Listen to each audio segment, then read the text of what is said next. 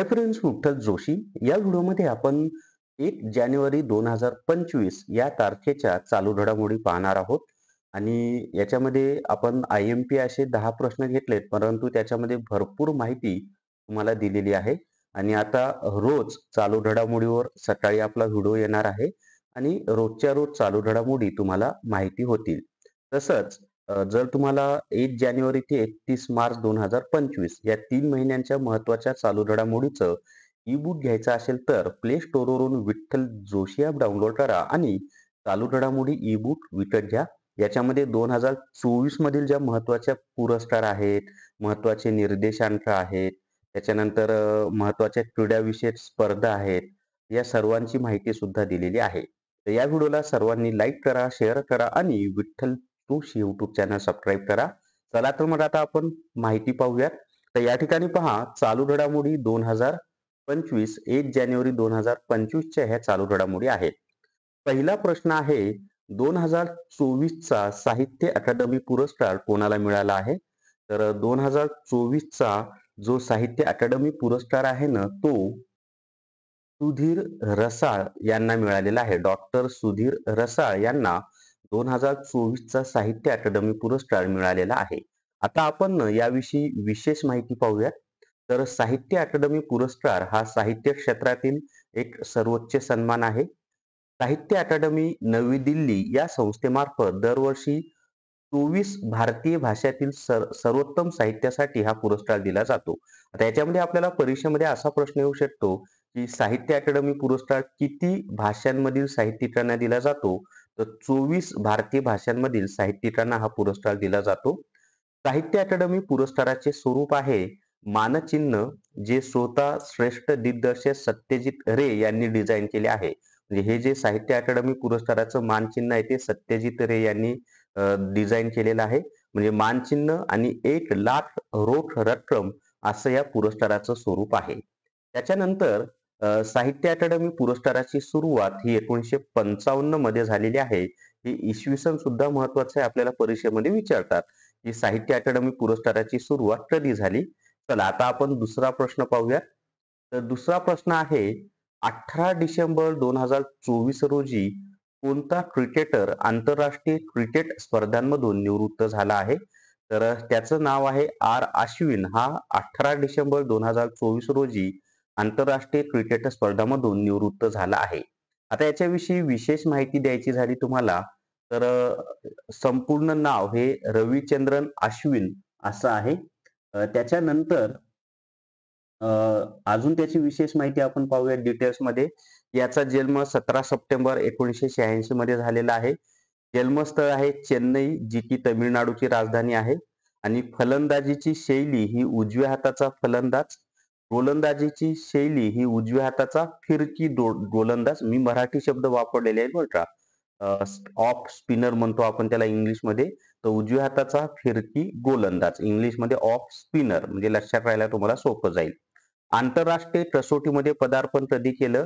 तर भारत विरुद्ध West Indies या सामन्यामध्ये 6 ते 9 नोव्हेंबर 2011 या दरम्यान ती कसोटी तो कसोटी सामना झाला होता. आणि ठिकाण आहे नवी दिल्ली. तर नवी दिल्ली या ठिकाणी 6 ते 9 नोव्हेंबर 2011 या दरम्यान भारत आणि वेस्ट इंडिज विरुद्ध कसोटी सामना झाला. त्यामध्ये त्यांनी पदार्पण केलेलं आहे. त्याच्यानंतर आंतरराष्ट्रीय वन डे पदार्पण हे भारत आणि श्रीलंकाच्या दरम्यान जो सामना झाला 5 जून 2010 आणि ठिकाण आहे हरारे. तर या ठिकाणी हे केलेलं आहे. मला वाटते हरारे झिम्बाब्वे देशाची राजधानी आहे. मी चुकत असेल तर कमेंट करून सांगा. बरोबर असेल तर बरोबर म्हणा. तर 2010 मध्ये वन डे मध्ये पदार्पण, 2011 मध्ये कसोटीमध्ये पदार्पण आणि आंतरराष्ट्रीय T20 मध्ये 2010 मध्येच पदार्पण केलेलं आहे. भारत विरुद्ध झिम्बाब्वे 12 जून ला पदार्पण केलेलं आहे. ठिकाण आहे हरारे. आता एकाच कसोटी सामन्यात शतक आणि 5 विकेट्स घेण्याचा पराक्रम त्याने 4 वेळा केला. ही माहिती आपल्यासाठी महत्वाची आहे. एकाच सामन्यात शतक पण ठोकलंय आणि 5 विकेट्स पण घेतल्यात. असा पराक्रम त्याने किती वेळा केला आहे? तर 4 वेळा केलेला आहे. 765 विकेट्स त्यांनी घेतलेले आहेत. तर रविचंद्र अश्विनने आंतरराष्ट्रीय क्रिकेटमध्ये पटकावलेल्या विकेटची संख्या ही 765 आहे. त्याच्यानंतर सर्वाधिक विकेट्स पटकावणाऱ्या भारतीय गोलंदाजांच्या यादीत हा दुसऱ्या क्रमांकावर आहे. हे हे महत्वाचं आहे बरं का आपल्यासाठी, की सर्वाधिक विकेट घेणारे जे भारतीय गोलंदाज आहेत त्यामध्ये पहिल्या क्रमांकावर आहेत अनिल कुंबळे आणि दुसऱ्या क्रमांकावर कोण आहे तर आर अश्विन आहे. हे लक्षात ठेवा. सर्वात जास्त विकेट घेणारा भारतीय गोलंदाज अनिल कुंबळे आणि दुसरा क्रमांक आर अश्विनचा. आंतरराष्ट्रीय क्रिकेटमध्ये सर्वाधिक विकेट्स पटकावणाऱ्या गोलंदाजांच्या यादीत अश्विन 11व्या स्थानी आहे. आंतरराष्ट्रीयमध्ये संपूर्ण देशांचा विचार केला तर भारताचा दुसरा स्थान. अश्विनने कसोटी क्रिकेटमध्ये पटकावलेल्या विकेटची संख्या 537 आहे. वर्ल्ड टेस्ट चॅम्पियनशिप स्पर्धेत 100 विकेट्स पटकावणारा पहिला गोलंदाज अ, हा आर अश्विनच आहे आणि मार्च 2022 मध्ये अश्विनने हा पराक्रम केला होता. त्याच्यानंतर वर्ल्ड चॅम्पियनशिपमध्ये सर्वाधिक विकेटचा विक्रम अश्विनच्या नावावरच आहे. कसोटी क्रिकेटमध्ये अश्विनने एका डावात 5 विकेट्स घेण्याची करामत 37 वेळा केली आहे. म्हणजे एकाच डावामध्ये कसोटीच्या एकाच डावात 5 विकेट्स घेण्याचा पराक्रम त्याने 37 वेळा केला आहे. यापेक्षा अ, अ, डावात 5 विकेट्स पटकावण्याची किमया मुथय्या मुरलीधरन यांच्या नावावर आहे. म्हणजे पहिला क्रमांक मुथय्या मुरलीधरन आणि दुसरा आर अश्विनचा. तिसरा प्रश्न पाहता कॅन्सरवर लस शोधण्याचा दावा कोणत्या देशाने केला आहे? तर कॅन्सर वर लस शोधण्याचा जो दावा आहे ना, तो रशिया या देशाने केलेला आहे. रशिया हे त्याचं उत्तर आहे. आता आपण त्याची विशेष माहिती पाहूयात पहा. तर विशेष माहिती आहे, रशिया त्याचंच नाव रशियन फेडरेशन सुद्धा आहे. हा पूर्व युरोप आणि उत्तर आशियामध्ये पसरलेला देश आहे. हे महत्वाचं आहे बरं का. तर पुढीलपैकी कोणता देश 2 खंडामध्ये पसरलेला आहे? तर रशिया हा देश. कोणकोणता? तर युरोप खंड आणि आशिया खंडामध्ये. क्षेत्रफळाच्या दृष्टीने रशिया हा जगातील सर्वात मोठा देश आहे. जी मध्ये बऱ्याच परीक्षांना हा प्रश्न विचारला जातो, की क्षेत्रफळाच्या दृष्टीने जगातील सर्वात मोठा देश कोणता? तर रशिया आहे. रशिया 11 टाइम झोनमध्ये पसरलेला आहे. 14 देशांसह जमिनीच्या सीमा सामायिक करतो म्हणजे रशियाला लागून 14 देशांच्या सीमा आहेत. रशिया हा जगातील 9वा सर्वाधिक लोकसंख्या असलेला देश आहे. पहा, क्षेत्रफळाच्या दृष्टीने सर्वात मोठा आहे, परंतु लोकसंख्येच्या बाबतीत कितवा क्रमांक लागतो? 9वा क्रमांक लागतो. आणि युरोपमधील सर्वाधिक लोकसंख्या असलेला देश रशिया आहे. मॉस्को ही रशियाची राजधानी आहे आणि सर्वात मोठे शहर आहे. हा प्रश्न बऱ्याच परीक्षांना विचारला जातो. रशियाची राजधानी कोणती आहे? तर मॉस्को ही रशियाची राजधानी आहे. सेंट पीटर्सबर्ग हे रशियाचे दुसरे सर्वात मोठे शहर आणि सांस्कृतिक राजधानी आहे. तर जशी आपली महाराष्ट्राची सांस्कृतिक राजधानी पुणे आहे, तसं रशियाची सांस्कृतिक राजधानी सेंट पीटर्सबर्ग आहे. रशियन रुबल हे रशियाचं चलन आहे. आता व्हेरी IMP इतक्या परीक्षांना प्रश्न विचारलेला आहे, की रुबल हे कोणत्या देशाचं चलन आहे? तर रशियाचं चलन आहे. व्लादिमीर पुतिन हे रशियाचे राष्ट्राध्यक्ष आहे, IMP आहे. आणि मिखाईल मिशुस्तिन हे रशियाचे सध्याचे पंतप्रधान आहेत. चला, चौथा प्रश्न आहे, 98वे अखिल भारतीय मराठी साहित्य संमेलन कुठे होणार आहे? तर 98वे अखिल भारतीय मराठी साहित्य संमेलन हे दिल्ली या ठिकाणी होणार आहे. आता हे जे संमेलन आहे ना, साहित्य संमेलन, त्याची आपण विशेष माहिती पाहूयात. तर विशेष माहिती पाहायची झाली तर 98वे अखिल भारतीय मराठी साहित्य संमेलन दिल्ली या ठिकाणी होणार आहे. या संमेलनाचे अध्यक्ष असणार आहे डॉक्टर तारा भावळकर हे अध्यक्ष असणार आहेत आणि संमेलनाचे स्वागताध्यक्ष असणार आहे शरद पवार. संमेलन परिसराला दिलेलं नाव आहे छत्रपती शिवाजी महाराज. याच्यामध्ये अध्यक्ष खास करून लक्षात ठेवा. स्वागताध्यक्ष शरद पवार आणि परिसराला दिलेलं नाव छत्रपती शिवाजी महाराज. आणि 98वे अखिल भारतीय मराठी साहित्य संमेलन कुठे होणार आहे? तर दिल्ली येथे होणार आहे. हे सुद्धा महत्वाचं आहे. आता इतर साहित्य संमेलनाची ठिकाणं आपण पाहूयात. तर त्याच्यामध्ये 94वे साहित्य संमेलन 2021 ला नाशिक या ठिकाणी झालं. अध्यक्ष जयंत नारळीकर होते. 95वे अखिल भारतीय मराठी साहित्य संमेलन 2022 ला उदगीर या ठिकाणी झालं. त्याचे अध्यक्ष होते भारत सासने. उदगीर लातूर जिल्ह्यामध्ये बरं का.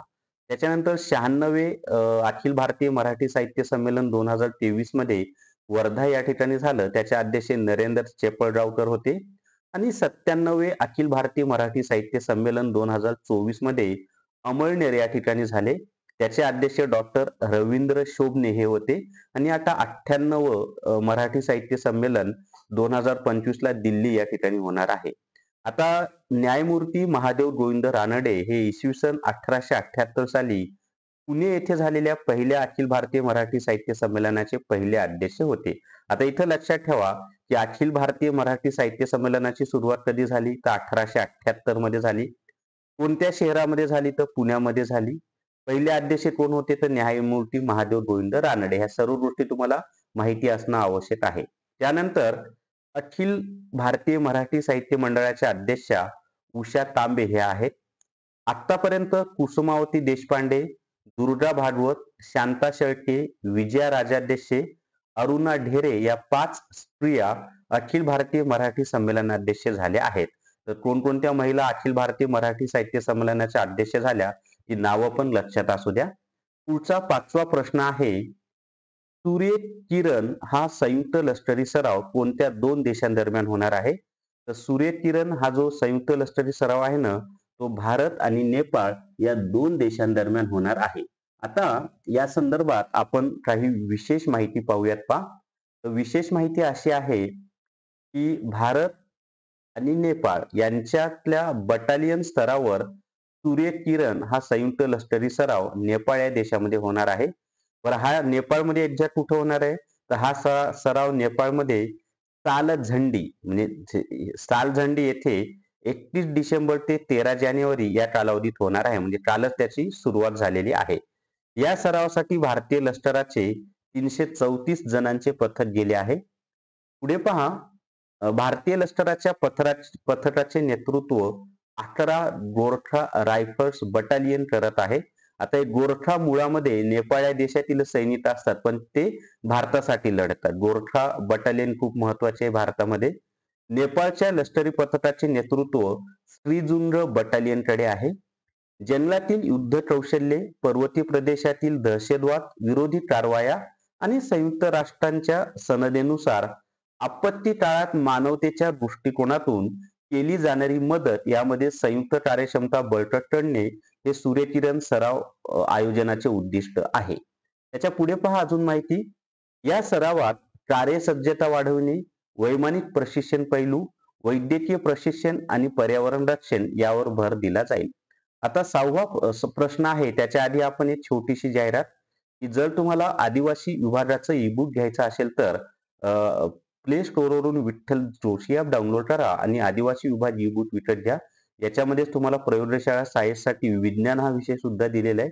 विज्ञान हा विषय फक्त प्रयोगशाळा सहाय्यकसाठी आहे आणि मग बाकीचे विषय आदिवासी विभागातील इतर जे सर्व पद आहेत त्या सर्वांसाठी आहे, हे लक्षात असू द्या.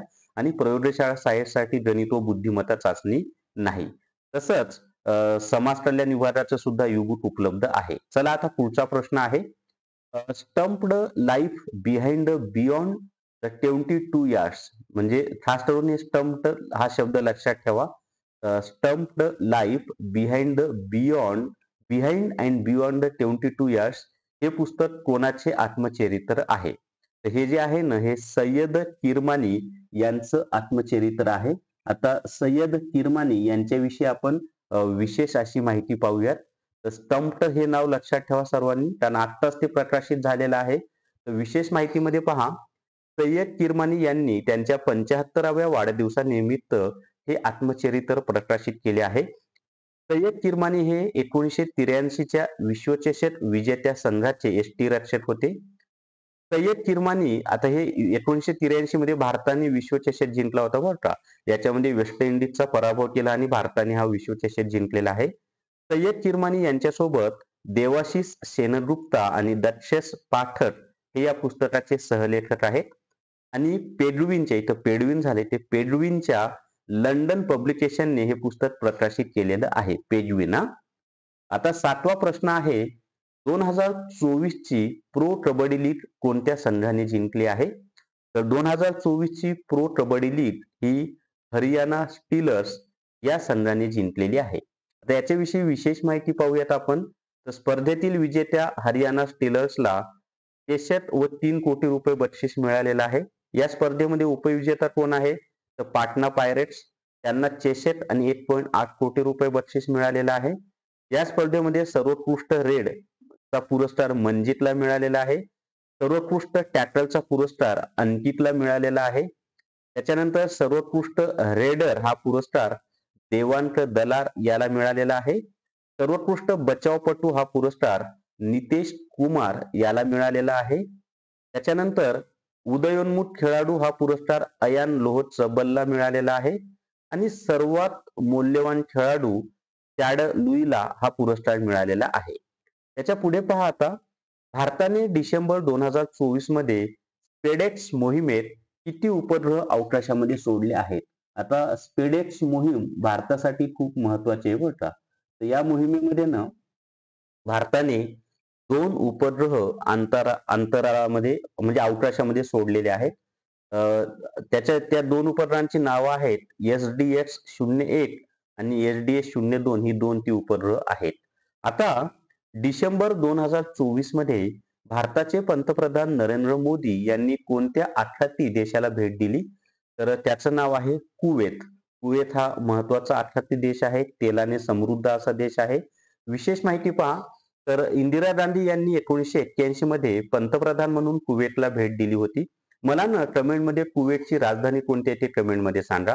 तर इंदिरा गांधी यांनी 1981 मध्ये पंतप्रधान म्हणून कुवेतला भेट दिली होती आणि त्यानंतर म्हणजे सुमारे 40 वर्षानंतर कुवेतला भेट देणारे पहिले पंतप्रधान नरेंद्र मोदी. म्हणजे आतापर्यंत 2च पंतप्रधानांनी कुवेतला भेट दिली. एक आहेत इंदिरा गांधी, दुसरे नरेंद्र मोदी.